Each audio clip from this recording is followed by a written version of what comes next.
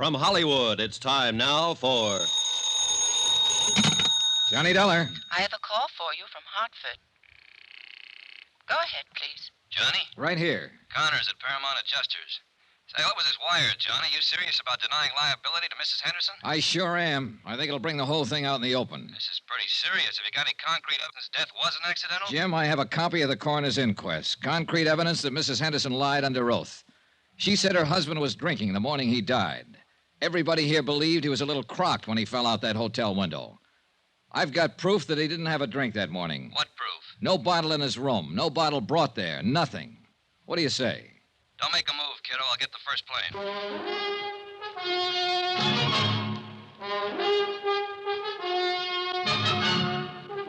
Tonight and every weekday night, Bob Bailey in the transcribed adventures of the man with the action-packed expense account, America's fabulous freelance insurance investigator. Yours truly, Johnny Dollar.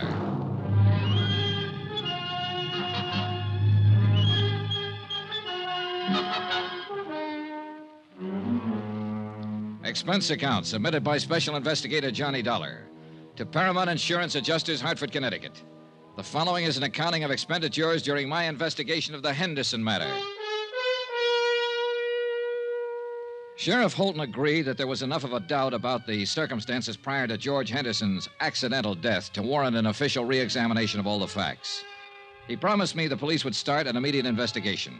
That was all I needed. I knew Mrs. Henderson would be re-questioned and that the pressure would start to build up.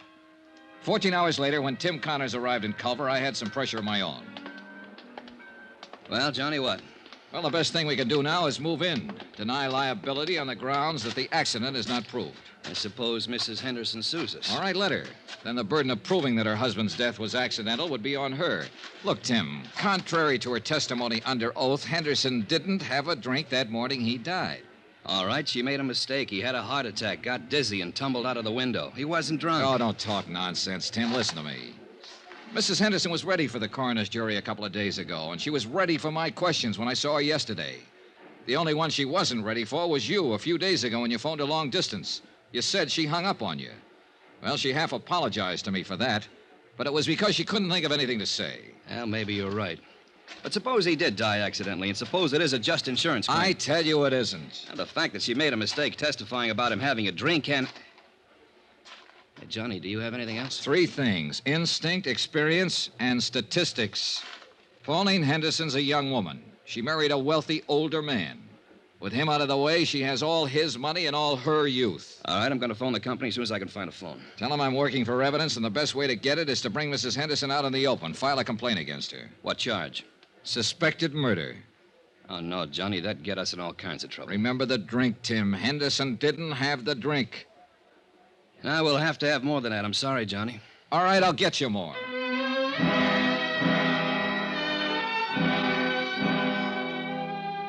An hour later, I was with Sheriff Holton comparing notes. He reported that after questioning Mrs. Henderson, she admitted she might have been mistaken about Henderson drinking the morning of his death. She wasn't sure. But Eve Holton said what we both were thinking. You went in front of the coroner's jury and gave a misleading impression, son. Made us think that George was drunk and stumbled out the window.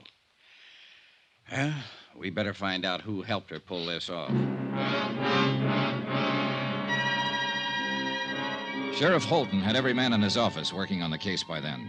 It was a long, tedious job of combing over everything in Pauline Henderson's background to find a possible accomplice.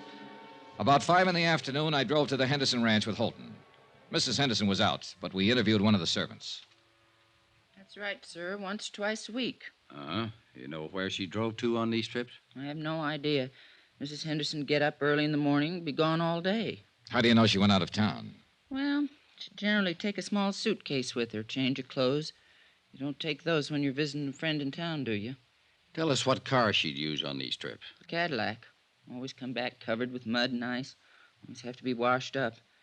Mr. Henderson used to complain about that. About the car being dirty? About the trips, mostly. He and Mrs. Henderson had some pretty good arguments about him. He'd say Mrs. Henderson shouldn't visit that man.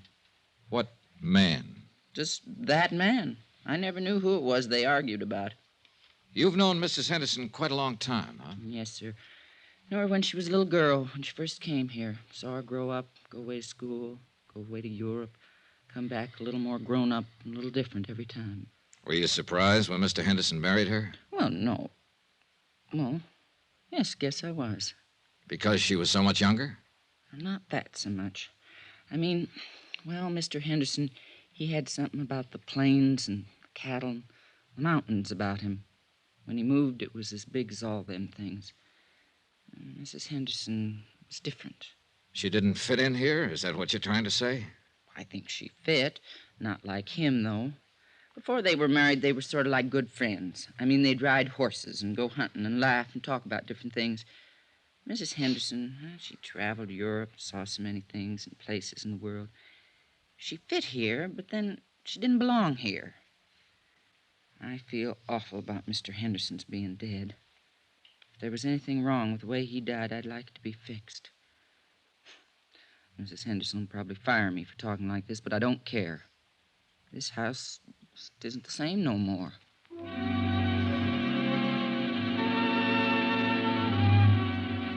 By the time we got back into town, Sheriff Holton's boys had discovered the names of 3 men who had been seen at various places around Culver in the company of Mrs. Henderson. Rod Tyler, Oh, who's he? mining engineer. He's been away from here for over a year now. See, now, here's another one, Sam Pollard. Sam died 6 months ago. Hey, What? Noah Baxter. Oh, Baxter. That name's vaguely familiar. Yeah, he owns a hotel you're staying in. A couple of ranches, too. Well, he might have been the one who tried to have you thrown out. Oh. He also owns the mayor. Young man? About 30, 35. Let's go see him. Another drive, this time north of Culver to the Baxter Ranch. We found Noah Baxter busy with his help shoring horns on cattle. A lean, tall man with thin features. If you're trying to find out if I've been seeing Pauline on the sly while she'd been married to George, why didn't you come right out and ask? All right, have you? No, not on the sly. There's nothing between us. George knew any time she came over here to see me. He was a good friend of mine. I'm sorry he's dead. Pauline's a good friend of mine, too. I'm sorry you people are thinking what you are about us. Let's go up the house. It's getting cold. All right, Stan, that's enough for today. Noah, I got to ask you this. Where were you last Thursday? The day George died, Sheriff? Yeah. I was right here. Can you prove that? Sure. Ask anybody. You boys want a drink? No, thanks. No. Well, I do. Mac! Mac! I get it myself. When was the last time you were in Culver, Mr. Baxter? 3-4 weeks ago, my cook and the others handled what supplies we need. Do you mind if we talk to some of your help around here? No? What do you want to talk to him about? About last Thursday, about what happened when Mrs. Henderson came here to visit? It wouldn't look good if she came here to visit me, would it? Well, that depends on the circumstances, Noah. She'd come and sit there and read and look at some of those paintings. We'd talk when I had time. Anything wrong with that? No. Mr. Baxter, I think I ought to tell you, I've asked my company to file a complaint against Mrs. Henderson. Suspicion of murder. Oh. I'd like to tell you something. She didn't kill him and she didn't have him killed. She loved him a lot more than George loved her, I think. Both of you know her. Her dad was a drunken cowhand. When he died, George took her over, gave her everything. So you see, you're wrong. She loved George for giving her what he gave her, and mostly for being the kind of a man he was. I lied to you a couple of minutes ago. There was something between us. It was bound to happen sooner or later. She'd come here to cry on my shoulder, and I let her. Cry? About George. He wanted to divorce her. Didn't you know that? I had the idea it was the other way around. Oh, you're all wrong. George raised her, educated her, made her into a woman, and then he married her. And she wasn't what he wanted at all.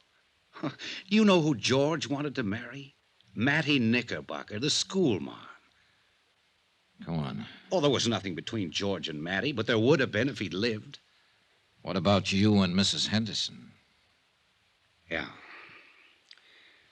The thing that was between us was that I wanted her. She didn't want me, but I wanted her. I was glad when she told me about the divorce coming up. I really think she would have listened to me. But she wanted to be married to George. She really loved him. Sure you don't want one of these? No. No. And I really loved her. I went to see George last Thursday at his hotel. You know why? To tell him to go back to Pauline. Yeah, because I knew what he meant to her. You can talk to my people around here. They'd lie for me and say I was here last Thursday all day. They'd tell you that Pauline never came to see me. They'd lie right down the line for me. But, Mr. Dollar, I can't let you get out that complaint and take her in. One of my trucks was taking some beef to the hotel last Thursday. I rode in with the driver and went in the back way. I went right up to George's room to talk to him. Pauline had just left. I wanted to talk to him about the same things I've been telling you. I didn't want to hurt him. I loved him, the same as everybody loved him. When I got to his room, he wouldn't let me talk at all. He was mad that I interfered, and he tried to swing on me. I shoved him once. He went out the window. That's all. I killed him.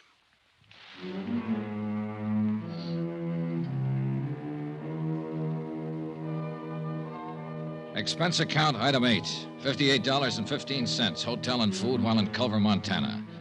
Item 9, same as item 2, transportation by train and plane back to Hartford. Item 10, $88, miscellaneous. Expense account total, $802.50. Remarks? We still had to pay double indemnity. Mattie Knickerbocker, Pauline Henderson, Noah Baxter, they'll pay another way. With the hurt that comes to nice people. Yours truly, Johnny Dollar.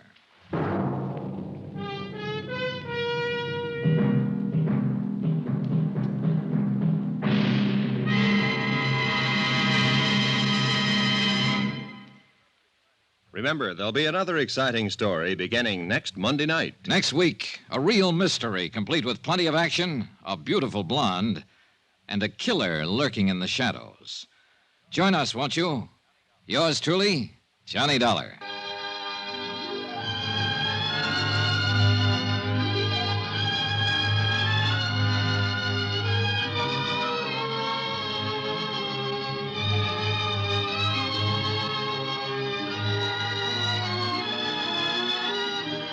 Yours truly, Johnny Dollar, starring Bob Bailey, is transcribed in Hollywood. Written by John Dawson, it is produced and directed by Jack Johnstone.